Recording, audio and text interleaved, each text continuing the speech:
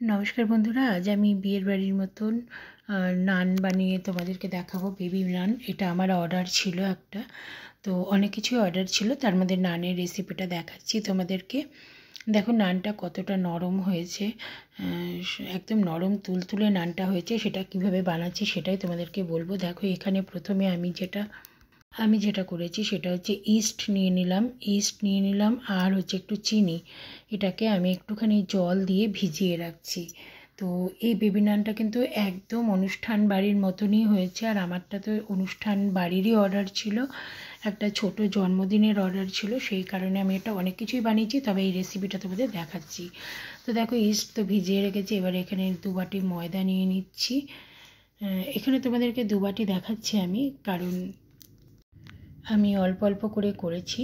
তো এটা নানটা নিচে, এরপরে এই ময়দা নিয়েছি, নেওয়ার পরে এর মধ্যে নিয়ে নিয়েছি বেকিং সোডা আর একটু চিনি নিয়ে নিয়েছি, একটু লবণ নিয়ে নিয়েছি আর একটুখানি নিয়ে নিয়েছি বেকিং পাউডার আর একটুখানি তেল নিয়ে নিয়েছি, রিফাইন অয়েল যেটা, সেটা একটুখানি নিয়েছি। নিয়ে আমি ভালো করে ময়ান দিয়ে নিচ্ছি। তো রিফাইন অয়েল নিতে পারো বা তোমরা একটু ঘিও নিতে পারো, যেটা তোমাদের মনে হবে। তবে ঘিটা নিলে কিন্তু অবশ্যই আগুনে একটু গলিয়ে নেবে ঘিটা। নিয়ে দেখো ভালো করে এবার সব কিছু মিক্সড করতে হবে। সব কিছু মিক্সড করে নিচ্ছি।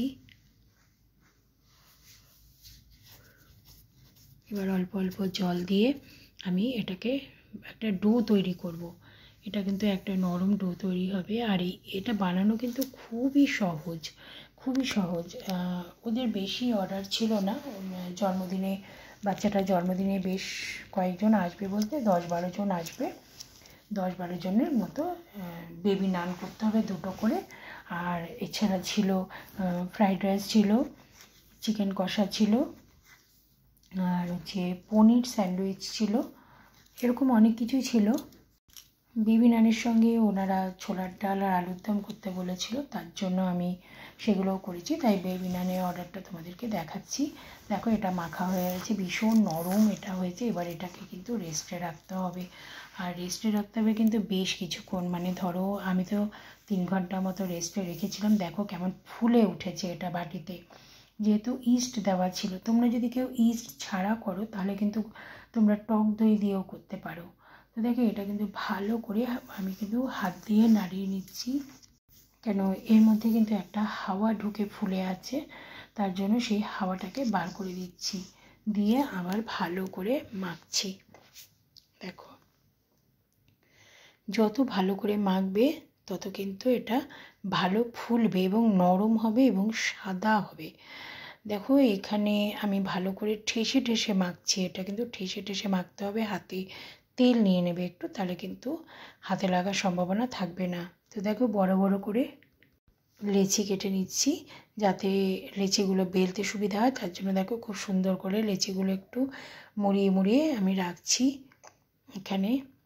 তো দেখো প্রত্যেকটা লেচি এইভাবে করা হচ্ছে। এটা বেবি নান করা সত্যিই খুব সোজা ব্যাপার। তো আমি তোমাদের সাথে, কারণ আমাকে অনেকেই বলেছো যে এই ধরনের রেসিপিগুলো শেয়ার করতে, তার জন্য। আর সবচেয়ে বড় কথা যে আমি যে কাজটা করি সেটা ভালো করেই করার চেষ্টা করি। আর আমি চাই যে মানুষ খুব সুন্দরভাবে খাক, কারণ যেটাই অর্ডার করে সেটা তো মানুষ পয়সা দিয়ে করে, তো যাতে তাদের খাবারটা নষ্ট না হয়।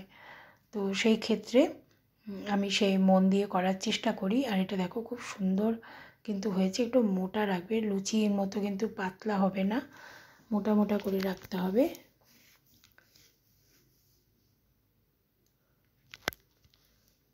দেখো তোমাদেরকে বেলে দেখাচ্ছি, একটু বড় আর মোটা মোটা। দেখো কতটা সাদা হয়েছে। এবার কড়াইতে আমি রিফাইন তেল নিয়ে নিচ্ছি। নিয়ে তেলটা বেশ ভালো করে গরম হয়ে গেলে আমি ভেজে দেখাচ্ছি তোমাদেরকে। তা ওদের 12 জন মতো লোক বলেছিল, তাতে 2টো করে দেবে আর কি। তো সেই ক্ষেত্রে 24টা হয়। দেখো কতটা নরম। দেখো 24টার বেশি আমি ওদেরকে করে দিয়েছি, মানে 30টা মতো আমি করে দিয়েছি। দেখো তোমাদেরকে আরেকটা বেলে আমি দেখাচ্ছি ভেজে। দেখো কতটা ফুলেছে, আর সত্যি খুব সুন্দর খেতে হয়।